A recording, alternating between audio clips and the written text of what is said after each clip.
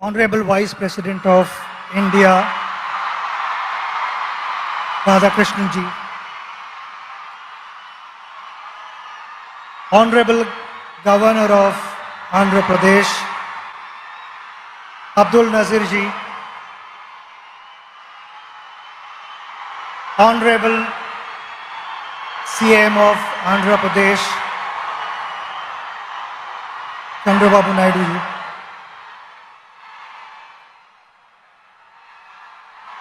Venkaiah Naidu ji is also here. Dignitaries on the dais,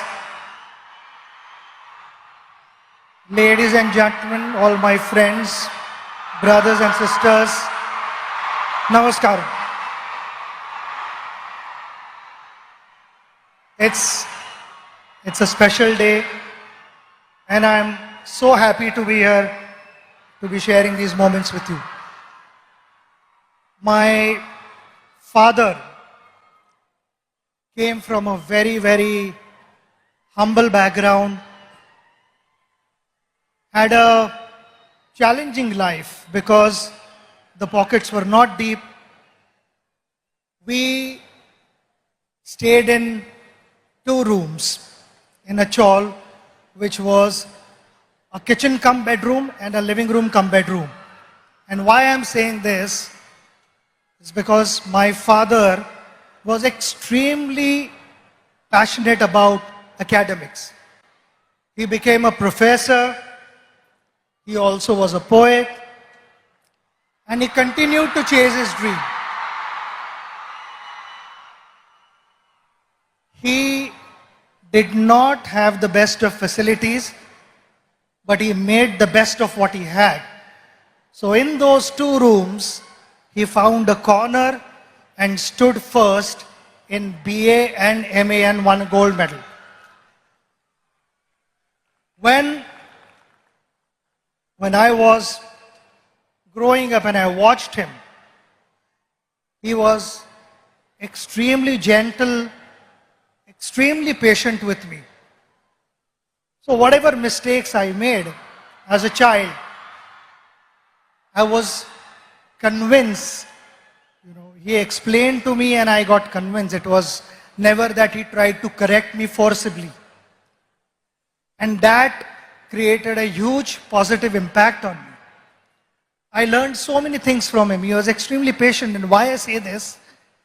Because when I had started playing for India, I bought my own car. I used to love to listen to good music. And most of the times it used to be loud music in the car while I was driving. And my father would be seated next to me, reading his book. Never once did he tell me, reduce the volume, I want to read the book. He was focused and the outside noise did not matter to him. And that's something that I learned from him. Being a good person, it's a practice that every morning you wake up and you remind yourself that you are going to behave in a particular way, which is, I feel, kind of conveys how your parents have brought you up. And that is something which I will always carry for the rest of my life because that's the impression my father left with me. Awesome, sir. Sachin sir, in both academics and sports, students today face immense pressure to perform. From your experience, how do you deal with this pressure? Pressure is on everyone at every level. You meet any individual in this room, we will have pressure. There are 2 types of pressures. One is external and one is internal pressure. External pressure is all about what the world is saying about you. I think in today's world, when social media is so active, people want to know what is being said about myself. Generally, every individual is bothered about that. When I went out to bat, you have to learn how to use that to your advantage. When I went out to bat, I used to get reception like this, which was fantastic. Sometimes it was overwhelming. Sometimes I felt I was not in the frame of mind to start my innings. I just needed that break. I needed the crowd to settle down a bit. So those were the occasions where I would remove my shoelace or remove the strap of my leg guard, or someone would be moving on top of the side screen. I would settle the crowd down, make sure that those 22 yards belong to me, and then started my innings. It is like a ship sailing through water to get to its destination. But the moment there are holes in those ship and the water starts seeping in, the ship starts sinking. And that is exactly what I'm trying to tell you, that external pressures will be there. You need to shut off. You need to stay focused on what you want to achieve in life. We come to internal pressure. Internal pressure is actively led by your conscious mind. When your conscious mind is moving ahead of the moment, it starts putting multiple scenarios in your head which are imaginary. Failure, consequences, disappointments, and all these things, they kind of freeze you. They increase the pressure. The idea is to stay in that moment. When I went to bat, people talk about, he was in that zone and that's why he batted well. And what is that zone? That zone is all about surrendering yourself to your subconscious mind, which knows what to do. It is always the conscious mind, as we call it. The monkey over your shoulder would be putting doubts in your head. And while batting also sometimes that would happen. Before the ball was delivered, the conscious mind would put doubts in your head. Could that be a bouncer? Could that be a yorker? Could that be an outswinger where the delivery was not released at all? So I found myself batting at my best when I had surrendered myself to the subconscious mind. So that would be my advice to all of you, to stay focused, stay aware of what's happening around you, but don't let the external energies dominate what you want to be in life. Absolutely. So one last one. On this centenary celebrations of Andhra University, your one message to all the students out there. We are celebrating a very, very big moment. Centenary of Andhra University.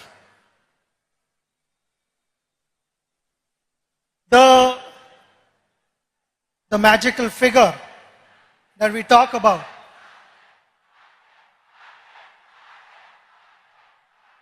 happened with the contribution of many. The teachers who taught for decades. And there are many illustrious people who have been able to shape our country, who have to give a new meaning to the youth of India, who have guided them. And all these things would never have happened without the guidance of all those teachers who imparted knowledge with a lot of humility and integrity. But those were the last 100 years. With impeccable reputation of the university, the responsibility lies on the next generation and generations to follow. Now, how do you, with such impeccable reputation, please understand that the expectations are going to be high. And if the expectations are high, the responsibility automatically increases. I want to take this opportunity to wish you the very best of luck, because I know my father, being a professor, how committed he was and what gave him the most satisfaction when he got to hear good things about his students. I personally felt that was his greatest return gift. And so would be the teachers of this university.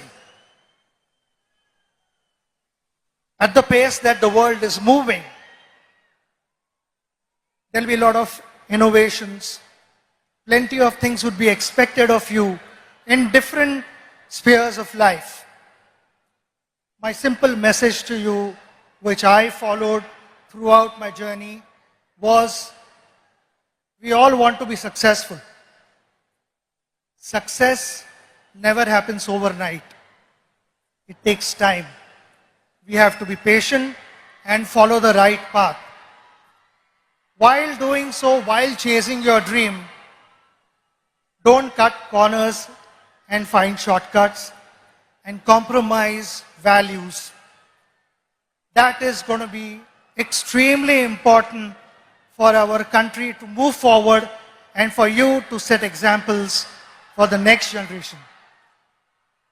I again want to thank you for having me here and giving me this opportunity to spend this wonderful moment, which I will cherish in my life. And the love and the affection that you have showered upon me will always stay in my heart. It is priceless for me. So thank you very much. Namaskaram and God bless you all.